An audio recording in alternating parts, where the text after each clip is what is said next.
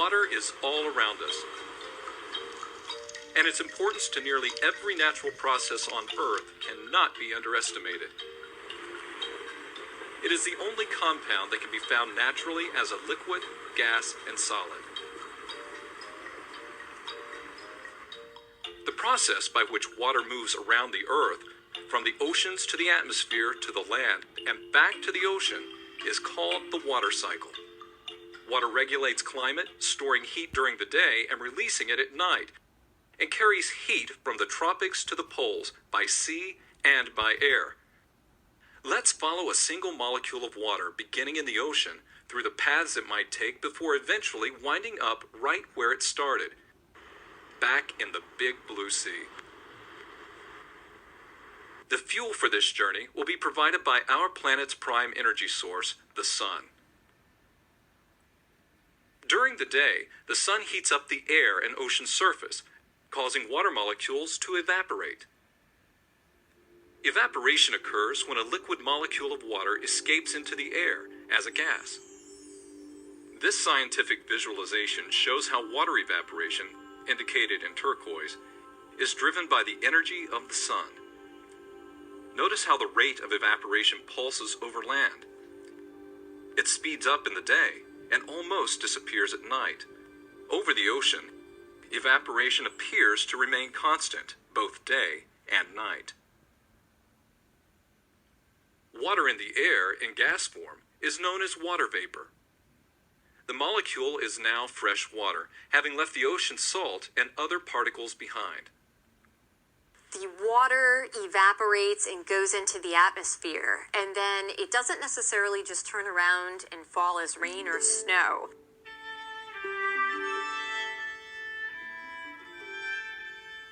Condensation is the process by which water vapor molecules cool, stick together, and become liquid again in cloud formation. This often happens high in the atmosphere, where the temperature is much lower than it is near the surface. What happens in the atmosphere is, just like we have currents in the ocean, we have winds in the atmosphere that actually, to some extent, drive what goes on in the ocean currents.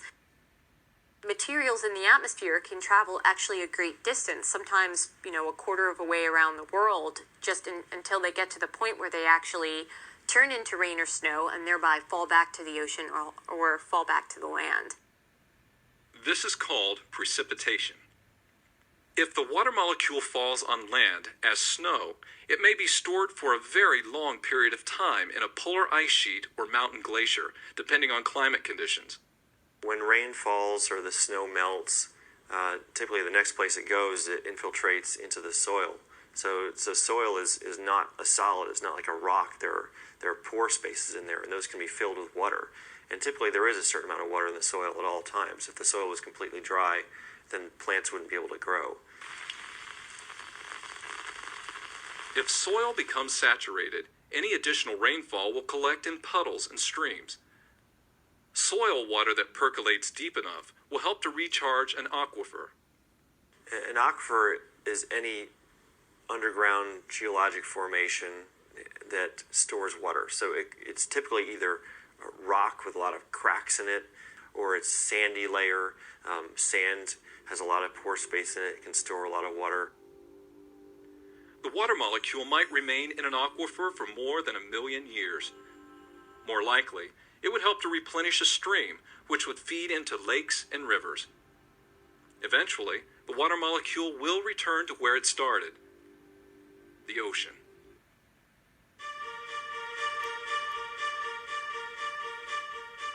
People also have a role in the water cycle. By pumping water out of the ground for irrigation, cutting down forests for development, and building roads and other concrete surfaces that lead to runoff, people can have a serious impact on the path a water molecule takes. The most obvious way that people affect the water cycle are the ways that we control the water after it's fallen on the land surface as rain or melts as snow. But we have put in dams and rivers to hold this water. We also pump the groundwater out and use that. So it's these water resources, we call them, are really us taking a natural part of the water cycle and using it to our benefit. The water cycle also affects and is affected by climate variations. The water cycle is one of the ways that we will really feel any changes in climate. So climate changes will feed back to water cycle changes, things like how much precipitation an area receives, the frequency of droughts and floods and this sort of thing. The water cycle is the adventurous journey that water takes through the oceans, atmosphere, and land, driven by the sun. Improving our understanding of the water cycle and how it is changing will be critical for future decisions related to water management, agriculture, natural resources, and climate change.